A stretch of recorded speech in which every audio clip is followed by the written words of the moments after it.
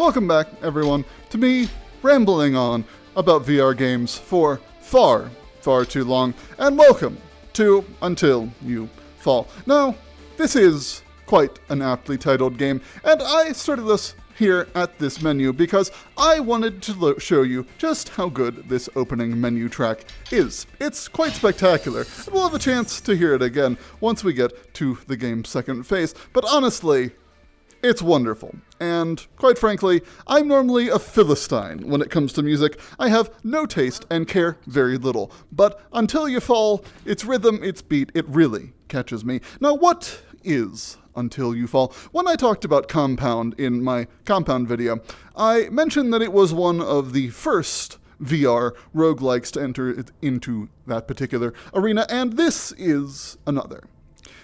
It is a game that borrows heavily from two titles predominantly, Beat Saber and Infinity Blade. If you don't remember what a 2010's iPhone game called Infinity Blade is, don't worry, it doesn't really matter all that much. You pretty much go through the game's rhythm by doing two things: swinging your arms in wide, loping arcs as pleases you in whatever direction, as long as they are wide, as the less you move your hand, the less damage you will do. Now, of course, this is to address the issue with that ever-dreaded waggle. Because we don't want people waggling their controllers, we want them doing things. We want them engaged with the swordplay in ways that work towards meaningfully accomplishing the fantasy of swinging swords around and smiting evil foes with them. That is the idea, that's the point, that's why we're all here. Now, I think that this game does an excellent job at that. There are many games that aim to recreate melee combat far more simulationistly. Simulationistly, that's a word now. And I think that they take a lot of the fun out of what you imagine VR combat in Melee to be like. Until You Fall, however, perfectly encapsulates that sort of feeling that you might have had when you were a kid and you just sort of swung a baseball bat around, hoping or imagining that it would turn into a lightsaber and you would get to smack people's faces in with it. Now, of course, there are an array of tools with which you might smack people's faces in this game, and all you need to bring them to bear is grasp your controller with your hand on an index that is utterly and absolutely satisfying to good old Lizard Brain, who just is so excited for all of the killing you're about to do with this beautiful, intricate, utterly impractical in real life little dagger. And there are so many mechanics, so many ways that these weapons differ from one another. And if we pick up our little upgrade token here, as this is a roguelike and you upgrade things, we can see that vast array of statistics and whatever that make weapons good or bad. Each weapon comes with a unique attribute to go off with, an ultimate which often is shared with at least one other weapon, which makes some sense so that you can pair weapons for greater synergies, and each deals a differing amount of guard and health damage, as well as comes with a number of different player bonuses, including being able to slash the opponent's health bar more times. I haven't forgotten anything, Invisible Lady in the Sky, but maybe you watching have forgotten to like and subscribe. Do you ever think about that? Do you ever think that maybe you've forgotten that? If you have forgotten, maybe try and remember. So, we can also look at the way that weapons behave. Our trusty little dagger here, one of my preferred weapons, responds perfectly as I move my hand about, but we pick up the mace here and we can see that it is a floppy, droppy mess. Now, this is not necessarily a problem for smacking heads in, or really even for dealing damage in its prescribed directions once an enemy's guard is broken, but it does, however, represent problems for blocking, as when you move your hand to block an enemy strike, it will indicate a specific direction that the weapon needs to be parallel with, and getting old Mr. Floppy Droppy into the correct position can be uncomfortable. Yes. Now, there are other weapons which further extend the array of possibilities as well. Take, for instance, the knuckles here. The knuckles are incapable of blocking, however, they deal additional guard damage when you strike with them, and also come with an unusually high number of player bonuses to offset their unusual playstyle and odd-feeling reach. It's not as short as you might expect, as you can reach enemies with mostly the normal length of your arm swings that you would expect, but sometimes it can feel a little bit awkward, as you would probably normally be able to reach an enemy from that length, but it sort of propels you forward for that first strike, which can be a little bit disconcerting. Now, with all of that said, of course, each upgrade provides a different sort of upgrade to the thing. You'll see that this one would do guard damage, whereas adding to this particular weapons repertoire would increase the amount of slots for upgrades. And we'll get to talking about what these upgrades are when we finish our first level, which, quite frankly, I see no reason that we should not just get in to smashing skulls.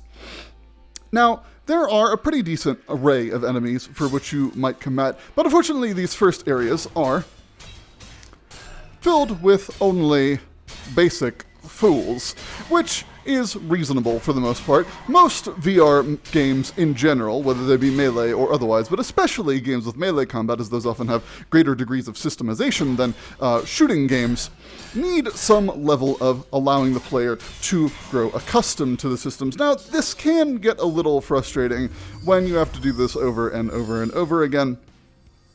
But all I'm doing when I say that is critiquing the roguelike genre, so that's not tremendously insightful, if I'm going to be entirely honest. It's been said before by people who are far smarter than I. Now, what do you get at the end of each level? You get an opportunity to pick from one of 3 upgrades, and this is one of your more common ones here. It upgrades the super ability that comes with whatever weapon you happen to want to put it on, and all you need to do to upgrade it for the weapon in your left hand is crush it with your left hand, and likewise right for right. And it's a pretty decent one most of the time.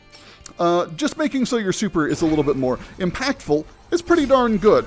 Now, I do somewhat lament. I did talk that there was a lot of weapon variety, but I think that one of my big problems with the quote-unquote variety in this game is that it doesn't necessarily meaningfully change the rhythms of play. Now, I throw that term around quite a lot, because I think it is generally what you should aim to do at some point or another with your game. It's good enough to do the same thing for however many hours, but eventually at some point you want to provide opportunities and incentives for players to do something significantly different. In this case, something other than swinging your arms up and down like you awkwardly have no idea what to do with them while you're walking down the street and you've never actually walked before, because you're definitely not a human. But I am definitely a human, you can trust me. Anyhow, so we see here that also, in addition to supercharges, you can gain... Got it. You can gain additional perks that are not related to your super, and some of these are some of the game's more interesting abilities. This is just blocking provides double super. Now that's not particularly great, and it also sticks into a weapons gem slot, which I believe you can find things at the end of a level to remove things from gen sockets, but generally you just want to not put bad things into the sockets to begin with, and I would not say that one is particularly worthwhile. Now this increases the combo limit, which can be somewhat awkward, as that is, again, as I stated earlier, the amount of swipes you can do on an enemy's health bar at the end. However, if you complete the health combo, you do a good bit more damage than you would if you don't. And some of the later enemies have extremely small windows for you to slice that health bar up in, so it can get very difficult very fast to complete a whole 5 strikes on some of the game's stronger and more threatening enemies. But we're going to take it, we're going to be ambitious. So like I said, the game's weapons, nor the game's supers, do an excellent job of changing up the rhythm of play, and it's something I would certainly more like to see. Now, the enemy variety, however, does a pretty darn good job of getting you to change up those rhythms pretty fantastically, so it's not all doom and gloom for poor Until You Fall. As you'll see, our first enemy here, a knight, requires significantly more blocking than his weaker comrades. And we just finish him off with the good old ultimate over there, and taunt him with our hands unguarded, just to show him that we are, in fact, in control of this simulation.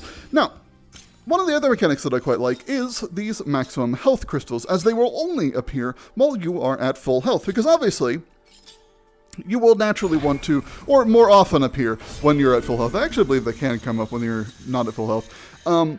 But the point being is that you will more often get them in the loot pool when you are at full health, because otherwise you will be offered often a chance to recover your health when you are significantly damaged. So it provides a significant incentive for you to continue to play well, as you'll be offered more opportunities to increase your maximum health.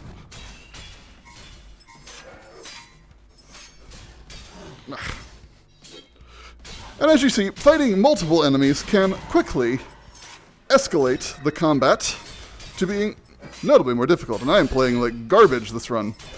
I actually had another run that I did right before this that I did pretty well at, but unfortunately for me, recording stopped halfway through because I ran out of disk space. Smart brain me.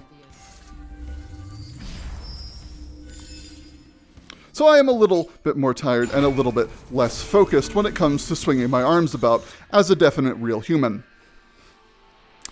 And this game, like I said, it's called Until You Fall. And when you're like me and you have a totally average, completely normal human gamer body, you will eventually want to fall over. And this brings us to probably one of my one of the foes I really enjoy in this game, this big old shieldy boy.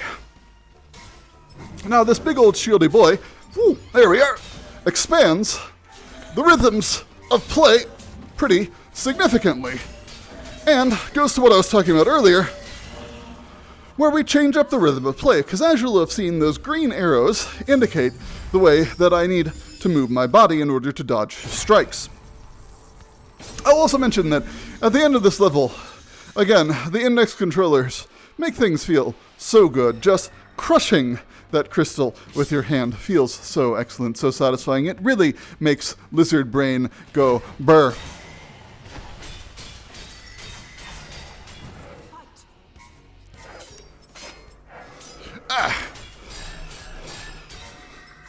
Now, typically after this level, there would be an whole boss, but the bosses don't respawn, and that's also a mechanic that I find slightly questionable. You can change the difficulty back and forth to make it so the bosses respawn every run.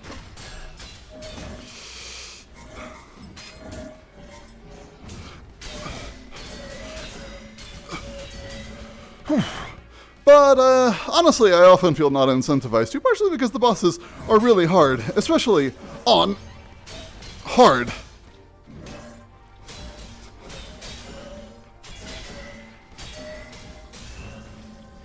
And as you'll see, I'm predominantly dealing health damage with my right hand, not only because it's more comfortable for me being right-handed, but... whoa! Ah, the double strike! Whoa! Triple! Don't normally see that. Not only because it's more comfortable for me to deal damage, or to deal more articulate damage with my right hand, but because the dagger deals more health damage than the weapon I have currently equipped in my left hand. Which is pretty cool. Which I think is pretty cool. So, yeah, that's mostly what I have to say about Until You Fall. Makes Lizard Brain very happy, but in many respects, it doesn't necessarily work as a roguelike, because not many of the upgrades that you get will significantly change the way that any given... Did I miss something here? No, I just want to close on the thing. Many of the upgrades you can get will not significantly change the way... Well, that's actually pretty nifty. Will not actually significantly change the way that you play through any given run, and to me that's a hallmark of a good roguelike. You don't want every run to more or less play the same, or to play very, very similarly, which they will. Also because, for better or worse, the enemy selections are not identical, but are pulled from a pretty small pool. So I guess I lied when I said I didn't have any more to say, because I definitely have more to say.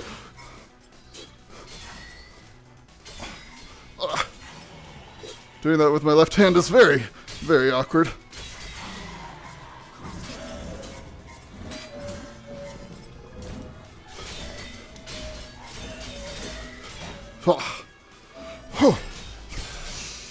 And the second level alone starts taxing you pretty hard, you can see, already, by throwing a lot more enemies at you simultaneously. And it also is when we start to crank up enemy variety as well.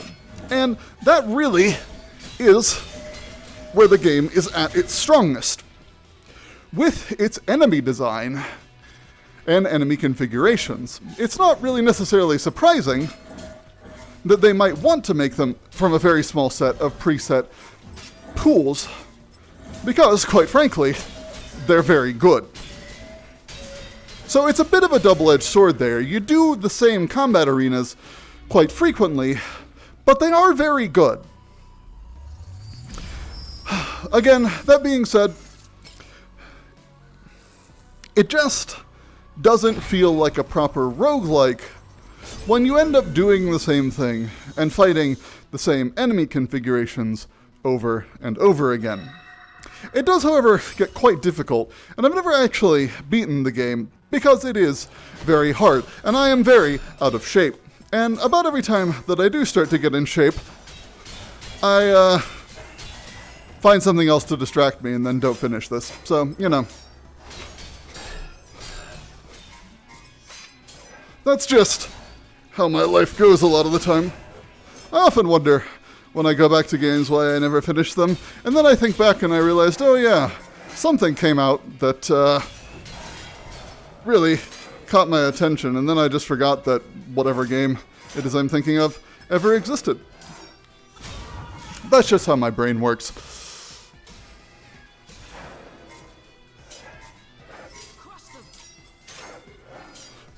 So like I said, a lot of these blocks, very satisfyingly done, really fulfill the fantasy of sword combat, even though you would struggle to call this system in any way realistic. But as I hold off one foe with a weapon and strike recklessly at another, I cannot help but feel immensely gratified. Or, as you see there, not so much succeed at holding off an enemy's strikes while I strike at another. Now, I had actually planned to cover this when I was going to talk about Compound, but the result of that was me slamming my hand into a shelf and knocking I can take a double of that, and knocking off a model that cost something like $200 and also pretty badly cutting my hand. So I decided to do something which was less likely to continue to cut my hand.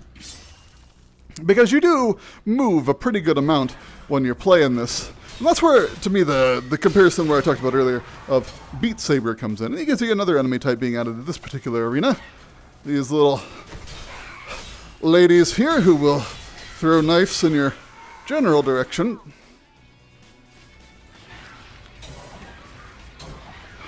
And of course, those knives just don't stop. Don't stop just because you're in combat with someone else. Well, that was a bit of an oopsie. Did not mean to hit him with that. That's unfortunate.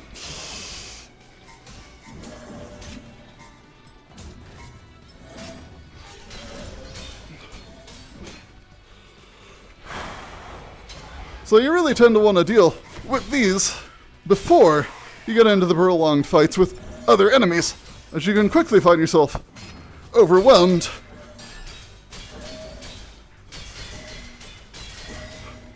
when trying to take on too many foes at once. Especially when you actually have to start moving your body.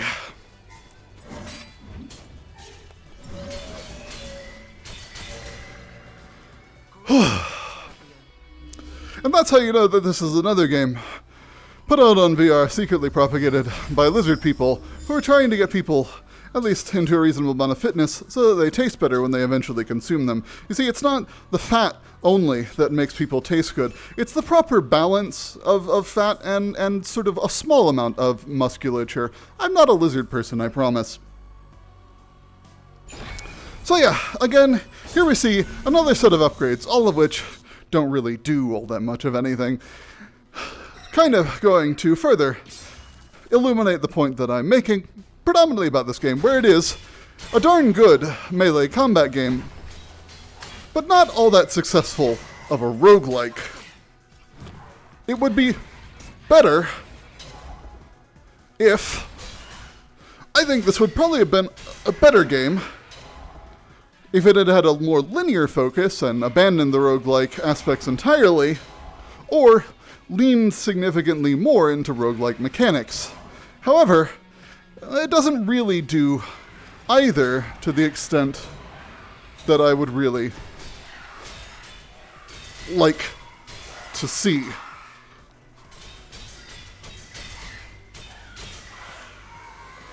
And it kind of leaves it this odd hybrid, where it doesn't to me succeed at either of the core mechanics that it sort of says on the box that it aims to do. However, it's really damn fun. That I would not try and deny for a second. It just doesn't have as strong of an identity as I think it might in a perfect world. And you'll see even more enemy types as we start getting further into the game. This sort of elite guard who not only will throw those unblockable strikes at me, but as we'll see in a second, as long as I don't completely scrub out, will go Super Saiyan and decide that I really, genuinely need to die.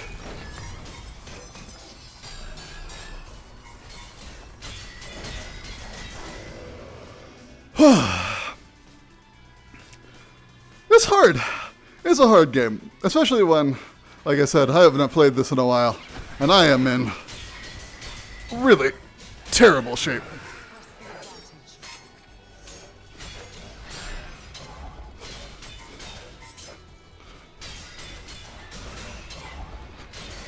Fuck. Whew.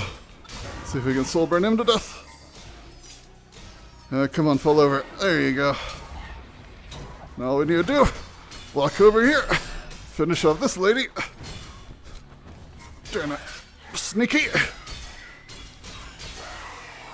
And there we go. Easy peasy. Yeah, I'm starting to get a little winded. Not winded, per se. That's the wrong word. But I am sweating. So, there's that, if you wanted an update on that. I know you didn't, but there it is anyways. So, I think really now I have exhausted basically everything I have to say about Until You Fall.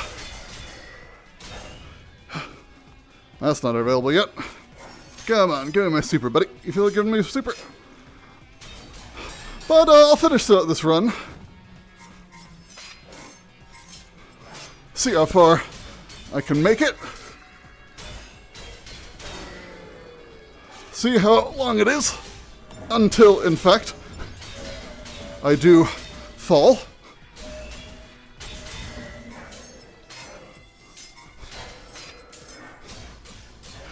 So how's the world doing? Because I recorded this like a week and a half ago, so I hope the world's doing better. It's probably not, though, if I'm going to be entirely honest with myself. But I can dream, right? At least there'll have been another episode of Attack on Titan out, so there's that. Look forward to that every week.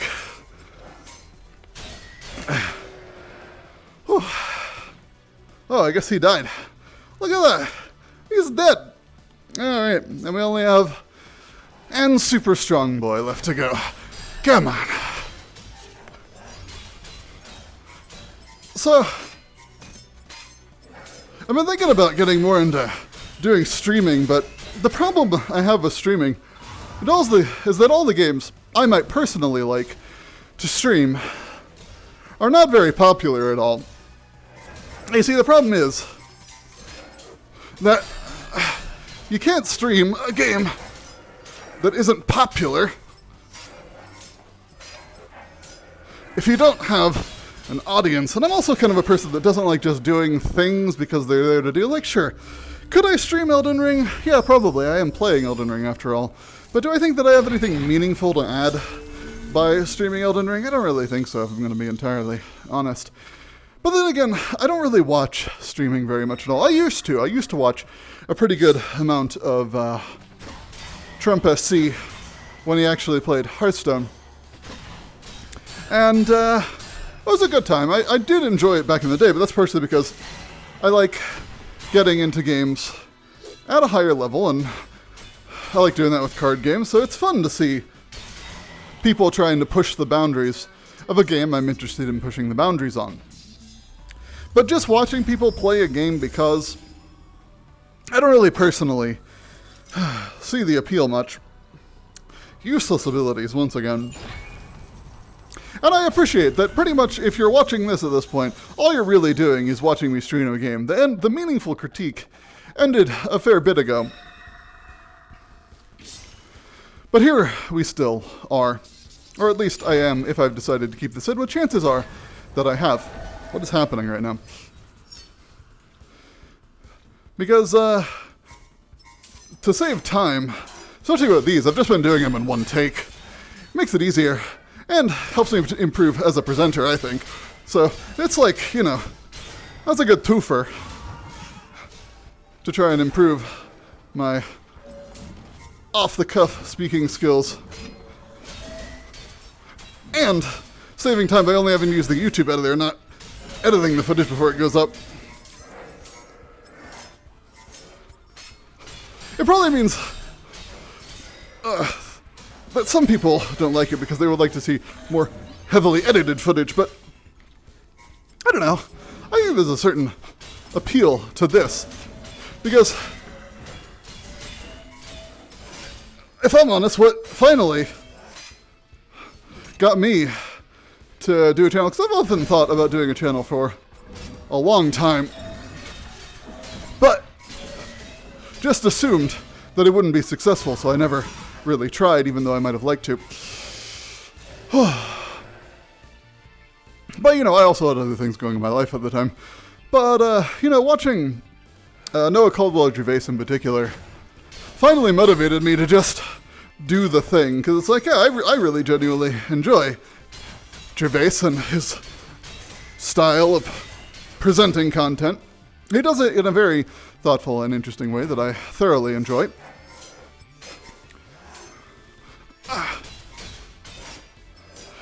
And without a tremendous amount of